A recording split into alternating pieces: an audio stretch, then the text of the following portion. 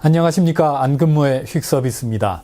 뉴욕 증시가 반등 하루 만에 밀렸습니다. 하지만 내용은 좋았습니다. 유가가 이틀 연속 떨어지면서 증시 낙폭을 줄여줬습니다. 뉴욕 증시 대표지수 S&P 500입니다. 현지 시간 정오 직전에 바닥을 찍고 낙폭을 꾸준히 만회해서 거래를 마쳤습니다. 기술주 중심의 나스닥 지수입니다. 뉴욕 오전 거래에서는 낙폭이 2%를 넘기도 했습니다. 그렇게 바닥을 찍고 반등한 나스닥 지수는 오전 저점 대비 1.4% 높은 수준에서 거래를 마쳤습니다. 원유 시장의 벤치마크 브렌트 원유 선물입니다. 118달러 선 위로 회복세를 타던 유가가 갑작스럽게 꺾여 내려옵니다. 결국 110달러 선 아래에서 하루 거래를 마쳤습니다. 이게 주식시장에는 제법 호재로 여겨졌습니다. 달러에 대한 유로화 환율입니다. 뉴욕 오전 8시 좀 안 된 시간에 껑충 수직 상승했습니다. 뭔가 뉴스가 있었던 거겠죠. 유럽중앙은행 ECB가 예상과 달리 테이퍼를 결정했습니다. 하지만 크리스틴 라가르드 ECB 총재는 이번 결정은 긴축이 아니라고 애써서 해명했습니다. 유로는 그래서 급히 되떨어졌습니다.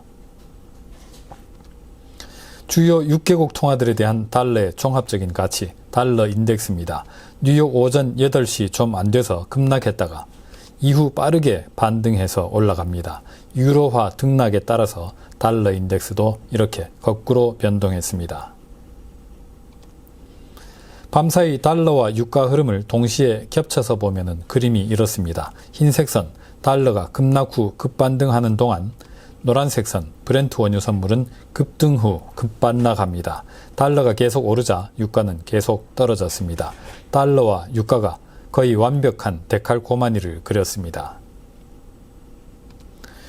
이번에는 유로와 국제유가 차트를 겹쳐봤습니다.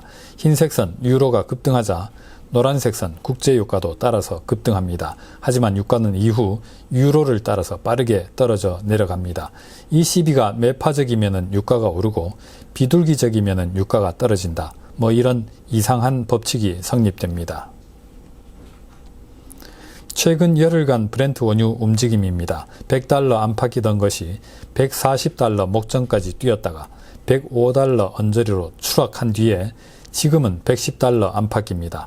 역대급 변동성이 계속되는 가운데 밤사이 거래소가 증거금을 30% 넘게 인상했습니다. 이래저래 원유 선물 트레이딩하기가 아주 나빠졌습니다. 그래서인지 유가는 이틀 연속 떨어졌습니다.